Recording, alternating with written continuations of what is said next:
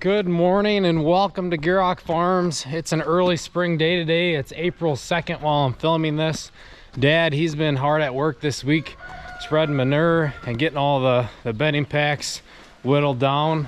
In this part of the world, you have a pretty narrow window when it comes to spreading manure or putting any type of fertilizer on in between the winter when all the snow is on the ground yet and when it's time to start planting the crops or taking care of the ground. It's good to see that Dad was able to take advantage of this week when the ground was frozen in the mornings and get some of that manure out on the fields. This morning here, we're just going to be taking care of daily chores. I got the calf barn, all their grain fed, and I'm pushing up the hay here in the bull barn, heifer barn, dry cow barn. And today is also the day we got to move a bunch of silage.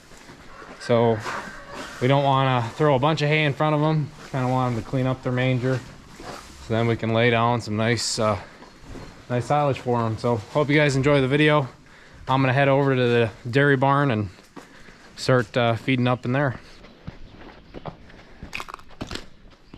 It's kind of timed out to where we don't have a lot of new calves, which is kind of nice. It kind of gives time for the super hut or the calf huts to dry out, and spring's kind of a hard time to raise calves anyways. Wet and sloppy, you know, warm, 50 degrees one day and then 20 degrees the next day. It's not easy on calves. But it's good to see that the calves we do have are doing well, and should be nice now. We got plenty of room for when calves start showing up again.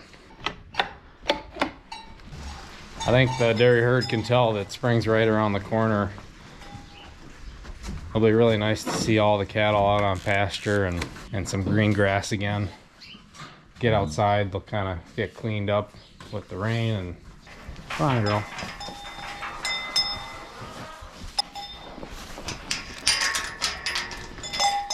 It's been warm enough that we've been able to leave some of the windows open in the barn, and the top half of the doors open on each end, which is kind of nice. Keeps fresh air flowing through here and keeps the barn a lot brighter looking.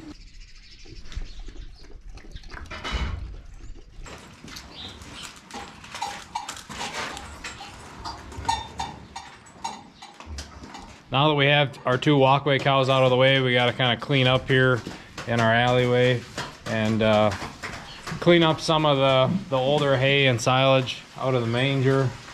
Some of the sloppier stuff we take out to the heifers and the dry cows, and then they clean it up really nice.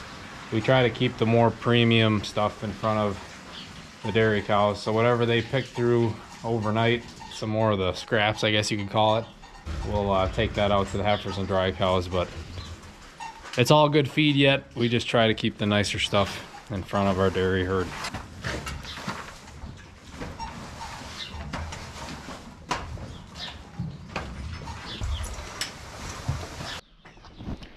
Okay, so we got the mangers cleaned up on both sides of the barn here, and this is what we pulled out of there. Sometimes we pull a little more out than that, but so once we bring that over there, we'll start laying out the dry grain in here, and then we'll start laying out the silage as well.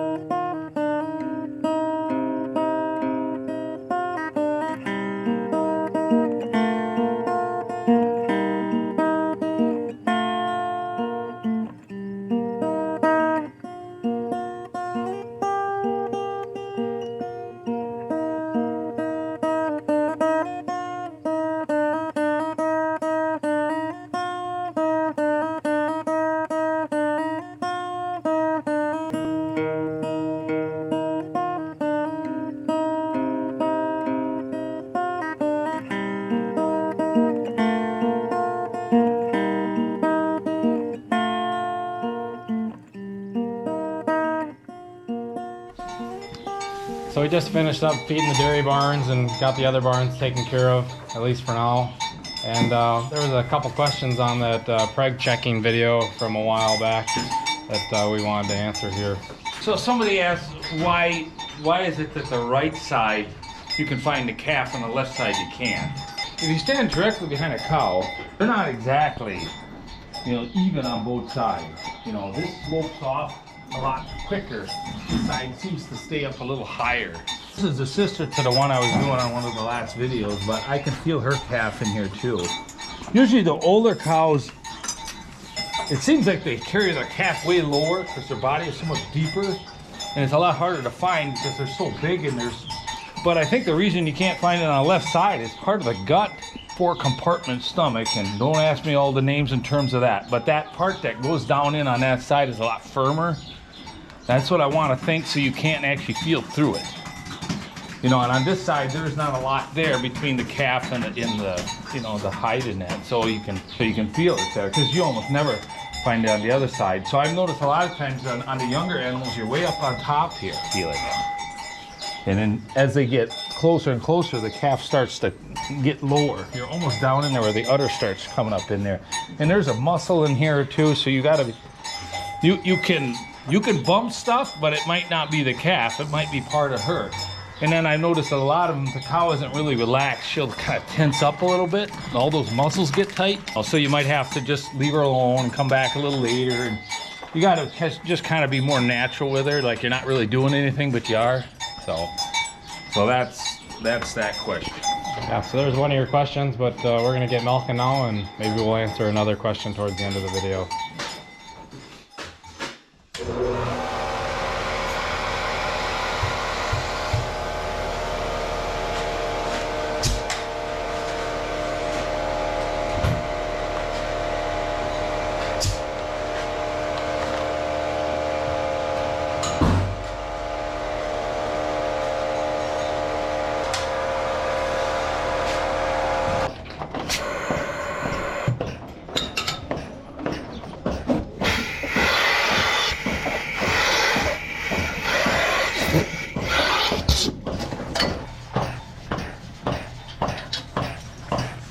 As we just started milking here, Dad brought it up, and it relates to that AIing and selecting a bull.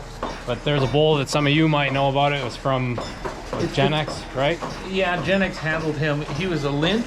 Yeah. And that's one of them I started using quite a bit. Lynches, there's a Wizard, there's several of those legendary ones that always kind of showed up in the top of things. But this here cow here, I think she's sixth or seventh calf. And I've had her dry for like 5 or 6 months because I knew she was pregnant. I didn't want to let her go because everything was so good yet. Usually you don't like to wait, an older cow, and you always figure they're gonna go downhill on her, but very rarely I do that, but it sure shows. She's out milking 2-1 right now. Yeah, I remember you saying that bull's name forever. Yeah, and then I would go back and look in my records, and that's a neat thing with cattle, with all them genetics, and you can't remember everything. The record book kind of triggers the memory and says, oh yeah, it all kind of comes together as a family. Yeah, so you cattle guys, let us know if you've heard of that bull and what you thought of them in your herd. And then also if there's any other bulls that stand out to you currently, let us know which ones those are. Yeah, it's getting to be, the list is getting so long now that it's hard to pick one out from the crowd. I don't see them getting as dominant as they used to be. They revolve quicker, but that's how it is. There you go. We'll keep milking, and let us know down in the comments your thoughts on that. Another thing we do when we're milking is we always come back after we initially started to the milk house and make sure everything's working and nothing's leaking. And good thing I did, because we got a small leak in our pipeline going from our glass bowl to the plate cooler and then into the tank. So good thing I caught it, so now I can try to drain our bowl and try to fix that.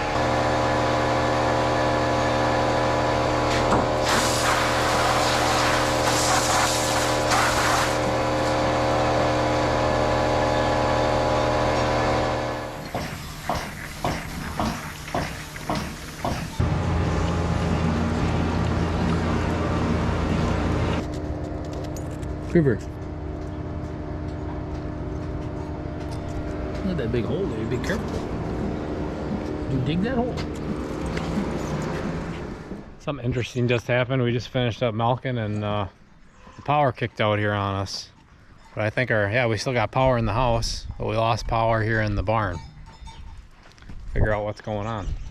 Anyways, we got the power to kick back on. Checked all the other buildings, we had power, so then we kind of knew that it was just at the barn here. We think our main breaker just tripped. We didn't do anything out of the ordinary. Dad was going to flip the wash on and get that going, and it tripped the breaker, I guess. So we'll have to investigate that a little further, figure out if there's a loose wire, if we need to replace the breaker in there. And with the spring weather, it's been fairly damp, so maybe that could be causing something. But I'm on to the next task now here. Gonna grab the skid steer, go grab a big square bale of hay, put it into that feeder that we got in our barnyard for our dairy cows, keep that stocked up.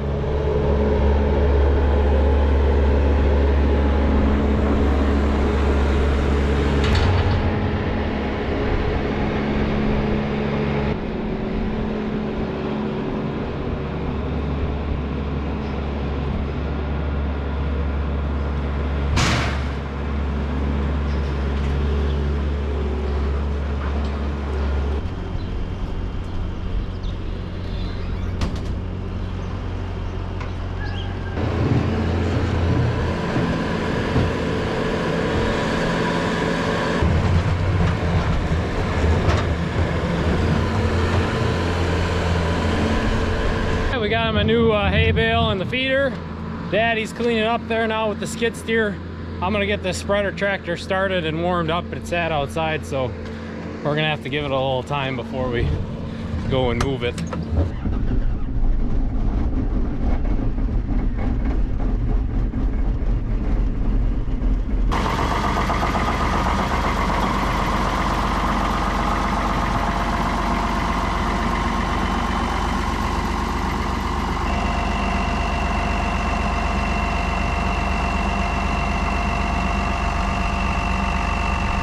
Now it's time to let out the cows and start cleaning up the barn, lay out some new hay, some bedding, clean the gutter out, clean up in here, and make it nice again so they got a nice clean barn with plenty of food for this afternoon.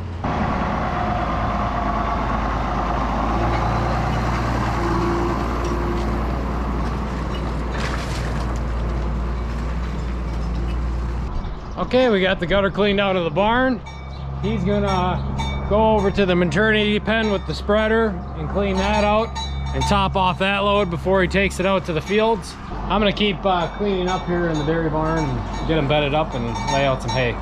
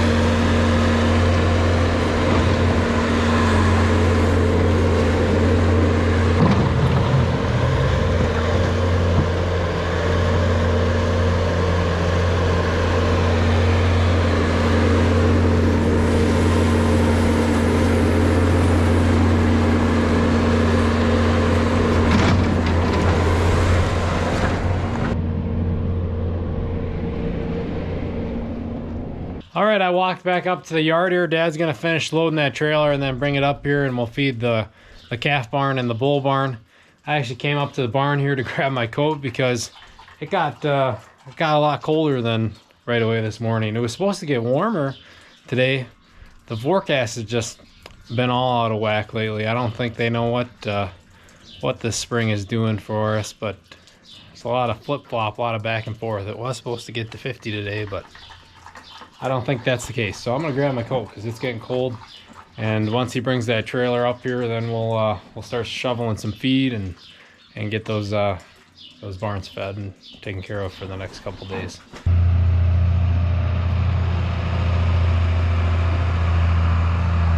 Y'all are probably wondering why the 686 is hooked up to the dump trailer. Why isn't the 7405 being used?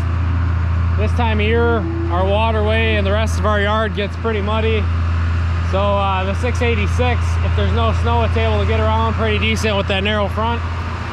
So we're able to stay off of the muddy waterways or the gravel. It's a lot nicer to get around, and we don't need the four-wheel drive because there's no snow or ice.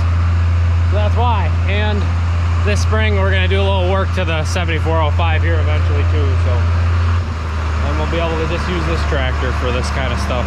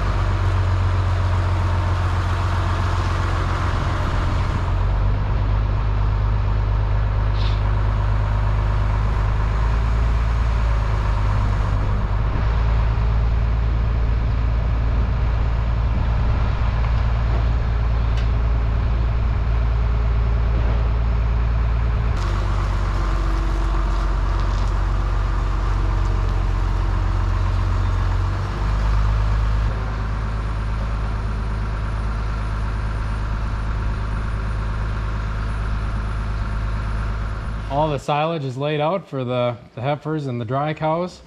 The calf barn here, everything's taken care of when it comes to feed. Now I'm gonna spread out some bedding here in the maternity pen and get that cow back in here after we give her some silage, and also bed up this small side as well. It looks like they could use another coat on top of their bedding pack. And then we'll go get that 686 and bring the dump trailer back up to the yard.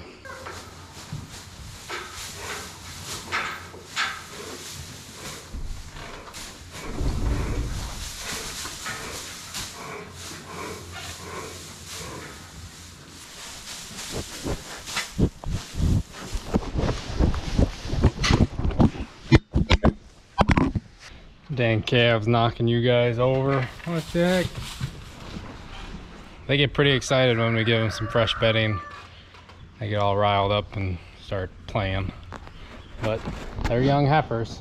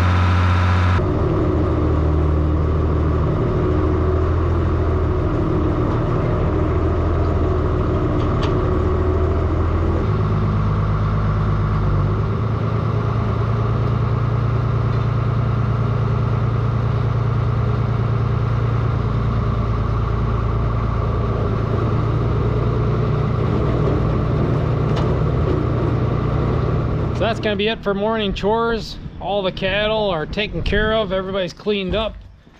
All that's left to do for that is let the cows in and then take care of some afternoon projects here. So thank you all for watching. Thanks for sticking around to the end. Make sure to check out our other videos. Make sure to leave plenty of comments, and we'll see you next time.